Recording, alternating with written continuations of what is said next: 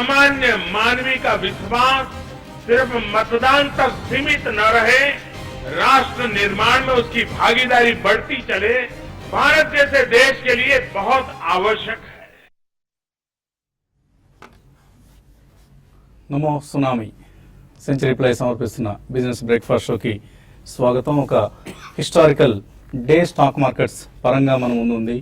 ఇవాళ మార్చ్ 4, 2015 తర్వాత మరొక చరిత్ర సృష్టించేందుకు ఇండెక్స్లు సిద్ధంగా ఉన్నాయి.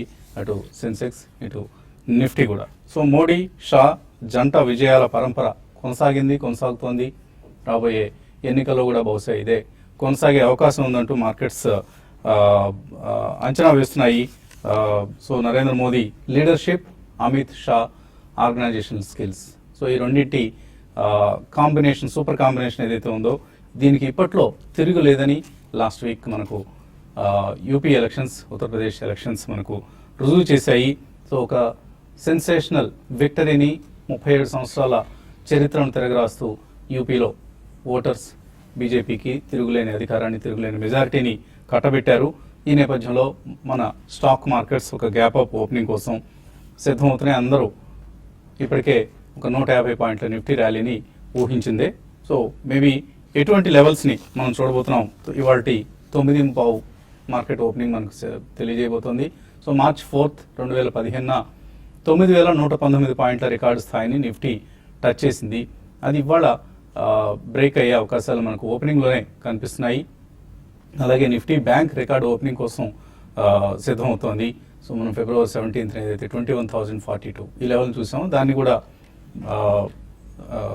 మార్చేసి కొత్త రికార్డు సృష్టించబోతోంది బ్యాంక్ నిఫ్టీ. సో రకరకాల రికార్డ్స్ ఇక మార్కెట్స్లో మనం వరుసగా చూడబోతున్నాం. ఎందుకంటే ఒక అతిపెద్ద రాజకీయ మార్పు మనం చూసాం. లాస్ట్ వీక్ అనుకున్నాం మనం, ఫ్రైడే రోజు. In fact if you remember the opening remarks, భారతదేశ ఆర్థిక వ్యాకరణాన్ని మార్చివేసే శక్తి సత్తా యూపీ ఎలక్షన్స్ కనిపిస్తోందని. సో అదే జరగబోతోంది.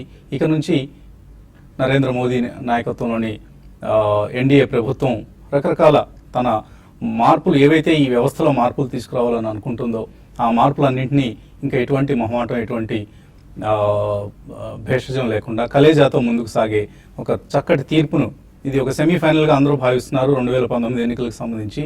సో 2019 ఎన్నికల్లో ఏ పార్టీ అధికారంలోకి రాబోతుంది అన్న అంశం మనకి యూపీ ఎలక్షన్స్ రుజువు చేశాయి.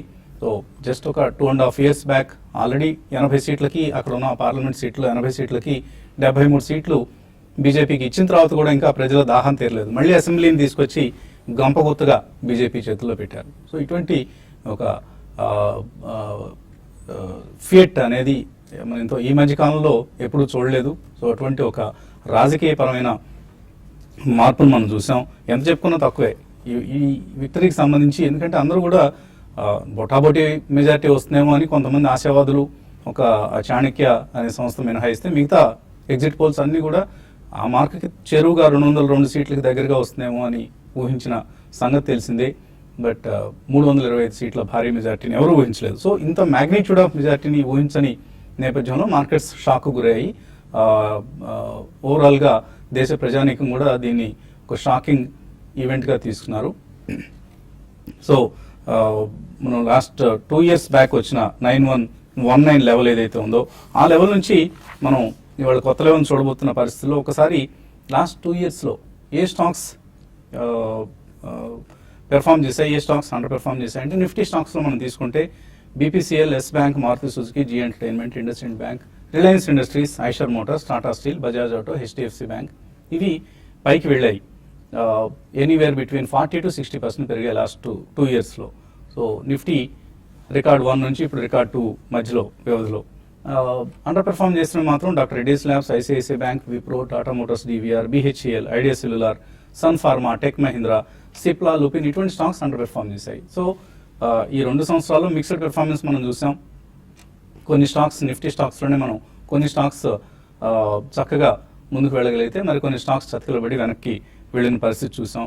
ఈ నేపథ్యంలో ఇప్పుడు కూడా ఇక మనం ఏం చేయాలి అంటే రాబోయే రోజుల్లో ఏ సెక్టర్స్, ఎటువంటి స్టాక్స్ అండర్ పెర్ఫామ్ చేయకుండా చక్కటి పెర్ఫార్మెన్స్తో అవుట్ పెర్ఫార్మెన్స్తో ముందుకు సాగుతాయనే అంశాన్ని మనం గమనించాలి. సో కొన్ని ప్రభుత్వానికి పెట్ ప్రాజెక్ట్స్ ఏవైతే ఉన్నాయో వాటిని ఇంకా మరింత అగ్రెసివ్గా రాబోయే రోజుల్లో, ఎందుకంటే 2018కి మనకు బీజేపీకి కొంత బలం చేకూరుతుంది రాజ్యసభలో. సో అరౌండ్ 90 సీట్స్ వాళ్ళకు ఇప్పుడు 126 సీట్స్ కావాలి. 126 మెంబర్స్ ఉంటేనే వాళ్ళు ఏ బిల్నైనా సునాయాసంగా నెగ్గించుకోగలుగుతారు. అఫ్కోర్స్ ఇప్పట్లో మేజర్ బిల్స్ ఏవి లేవు, జిఎస్టీ బిల్ ఆల్రెడీ పాస్ అయిపోయింది కాబట్టి ఇంప్లిమెంటేషన్లో ఇంకా మరింత చురుగ్గా ప్రభుత్వం ఉండే అవకాశం ఉంది.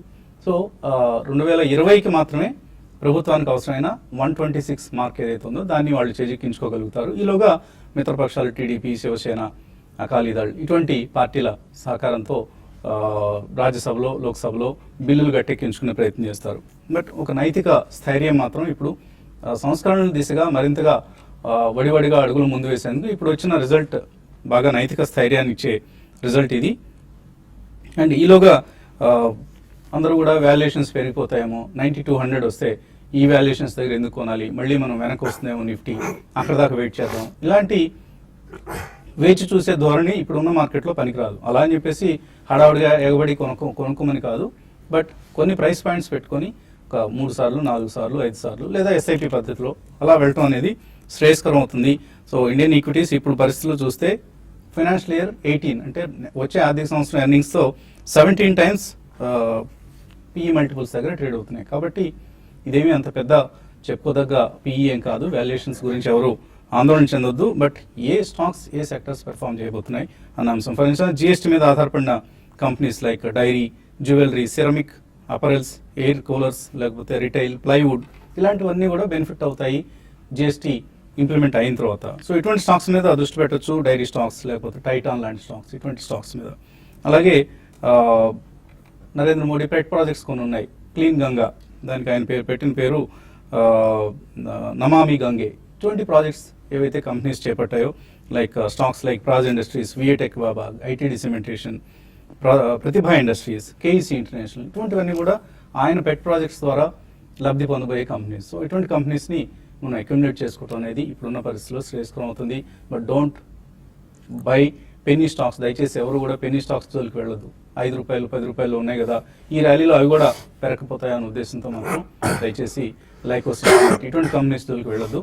By financially fundamentally strong companies. మొన్నటి మన ఫండమెంటల్ అనాలిసిస్ వర్క్షాప్లో కూడా ఈ అంశాన్ని బాలాగారు, జగన్నాథన్ గారు కూడా ఇన్వెస్టర్స్కి స్ట్రెస్ చేసి, ఎంఫసైజ్ చేసి చెప్పారు.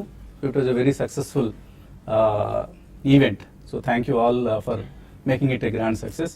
ఆన్ దట్ నోట్ ఎనలిస్ట్ ఏమంటున్నారు అడిగి తెలుసుకుందాం. సో ఒక సునామీ ముగిసింది, political tsunami, Narendra Modi tsunami. So markets గంగ్ హోగా ఉన్నాయి. And of course federal reserve meeting కోసం మార్కెట్స్, గ్లోబల్ క్యూస్ కోసం మార్కెట్స్ ఎదురు చూస్తాయి రేపు, ఎల్లుండి కూడా. ఈ నేపథ్యంలో అంటే 2 రోజుల ఈవెంట్ మనకు ముందు ఉంది, ఫెడరల్ రిజర్వ్ ఈవెంట్. బట్ ఈలోగా ఇన్వెస్టర్స్ ఇప్పుడు వచ్చే ఈ రికార్డ్ హైస్ ని ఏం చేయాలి? ఎగ్జిట్ కావచ్చా, లేకపోతే ఎంటర్ కావచ్చా? నో, ఇన్వెస్టర్స్ డెఫినెట్లీ ఎగ్జిట్ కాకూడదండి. డెఫినెట్లీ ట్రేడర్స్ అనేవాళ్ళు వాళ్ళకి దే ఆర్ స్మార్ట్ అండ్ వాళ్ళు తప్పకుండా ఒకవేళ టెక్నికల్స్ ఫాలో అయినా ఏదైనా పొజిషన్స్ కాల్స్ తీసుకున్నా కానీ కొంచెం ఎగ్జిట్ అవడంలో తప్పలేదు. బట్ ఇన్వెస్టర్ అనేవాళ్ళు డెఫినెట్లీ మీరు ఇందాక అన్నట్టు ఆల్ నేషనల్ న్యూస్ ఛానల్స్ కానివ్వండి, ఎక్కడైనా కానీ ఇంక్లూడింగ్ ప్రింట్ మీడియా కానీ అన్ని చోట్ల కూడా 29కి కూడా ఇంకా అసలు తిరుగులేదు బీజేపీకి అన్నట్టు వార్త ఇస్తున్నారు. కాబట్టి so probably we are headed towards a star economy of the world అనేది కూడా మనం చాలా న్యూస్ పేపర్స్లో కానీ టీవీ ఛానల్స్ కూడా ప్రచురిస్తున్నారు, అది చూస్తూనే ఉన్నాం మనం. ఈ కారణం వలన ఇన్వెస్టర్స్ డెఫినెట్లీ ఉంచమనే చెప్తానని, unless they need the money. ఒకవేళ డబ్బు అవసరం అయితే అది వేరే విషయం. బట్ డెఫినెట్లీ రాబోయే 2-3 డేస్లో తప్పకుండా భారీగా ఈరోజు ఓపెన్ అయ్యే అవకాశం ఉంది, gap up. But still investors stay invested. Okay, అది పక్కన పెడితే మనకి డెఫినెట్లీ మ్యూచువల్ ఫండ్ ఫ్లోస్ అనేవి కూడా బాగా పెరుగుతున్నాయండి. ఎస్ఐపి మోడ్లో పెరుగుతున్నాయి. కాబట్టి ఇది లాంగ్ టర్మ్ సస్టైనబుల్ మూమెంటం అని చెప్పొచ్చు. And all fund managers, fund houses కూడా చాలా స్ట్రాంగ్గా ఇన్ఫ్లోస్ ఉంటాయని చెప్పి కూడా భావిస్తున్నారు. ఈ కారణం వలన చిన్న చిన్న ఒడిదొడుకులు మార్కెట్లో ఉన్నా కానీ next 2-3 years are going to be fabulous for stock markets అనే చెప్పాం. గత 1 monthగా మనం చెప్తున్నాను, ఇది ఒక చిన్న అన్సర్టనిటీ ఈ స్టేట్ ఎలక్షన్స్ అనేది. ఆ అన్సర్టనిటీ తొలగిపోయిన తర్వాత మార్కెట్ పెరుగుతుందనో. So definitely we are in for a very huge rally. This is the mother of all bull runs అనే చెప్పొచ్చండి రాబోయే రోజుల్లో. సో ఎక్కడైనా చిన్న స్టెబిలిటీ వచ్చినప్పుడు తప్పకుండా కొద్దిగా ఎక్కువ మొత్తం పెట్టుకోనండి. మార్కెట్లో చిన్న చిన్న కరెక్షన్స్ వచ్చినప్పుడు కొద్దిగా ఎక్కువ మొత్తం పెట్టుకోనండి. బట్ మీరు చెప్పింది బెస్ట్ మోడ్ అండి, ఎందుకంటే ఒక్కసారి మనం రిస్క్ తీసుకోవడం అనేది అంత ఉచితం కాదు. కాబట్టి SIP mode is the best. Or 2 or 3 price పాయింట్స్లో తప్పకుండా కొనుక్కుంటే చాలా బాగుంటుంది. యుఎస్ ఫెడ్ ఒకవేళ ఇంక్రీజ్ చేసినా అది ఎట్లాగో ఇట్స్ గోయింగ్ టు కమ్ అని అందరికీ తెలుసండి.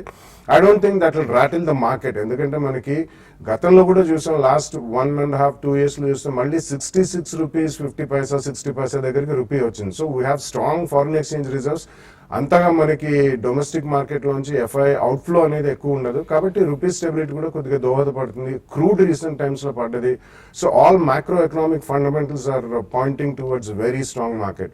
Use this opportunity, load with stocks అని చెప్తున్నాను. తప్పకుండా పార్టిసిపేట్ చేయండి and make your family very very wealthy over a longer period of time.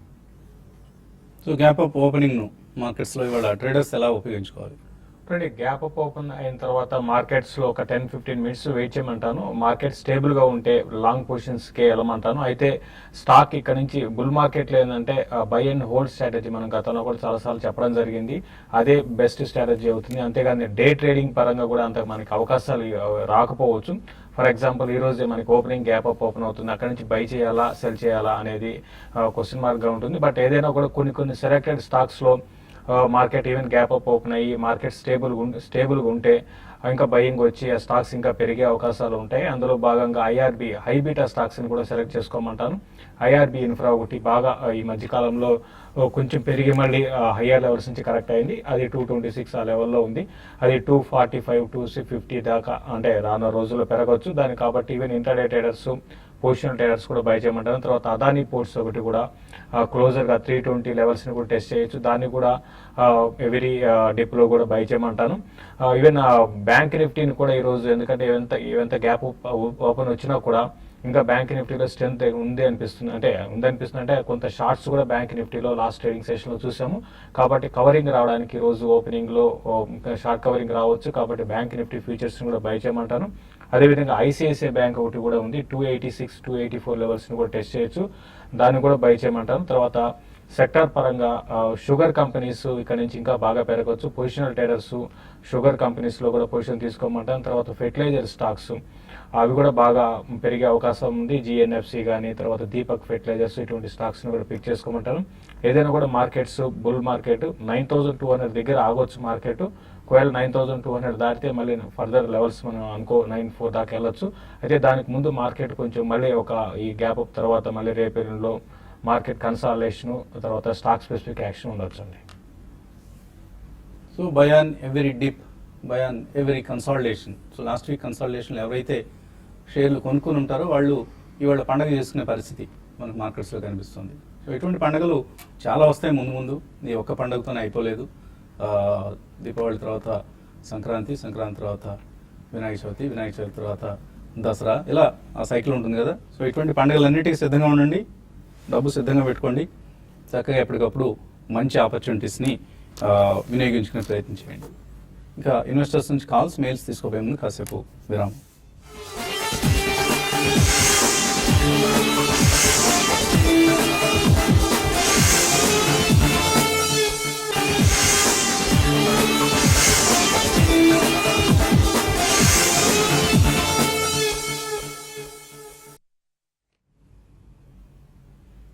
Century play సమర్పిస్తున్న బిజినెస్ బ్రేక్ఫాస్ట్ షోకి తిరిగి స్వాగతం. స్టాక్ మార్కెట్స్లో ఒక రికార్డ్ హై కోసం మార్కెట్స్ సిద్ధమవుతున్నాయి. ఒక రికార్డ్ హైతో ప్రారంభమయ్యేందుకు ఇండియన్ స్టాక్ మార్కెట్స్ సిద్ధమవుతున్న సమయం ఇది.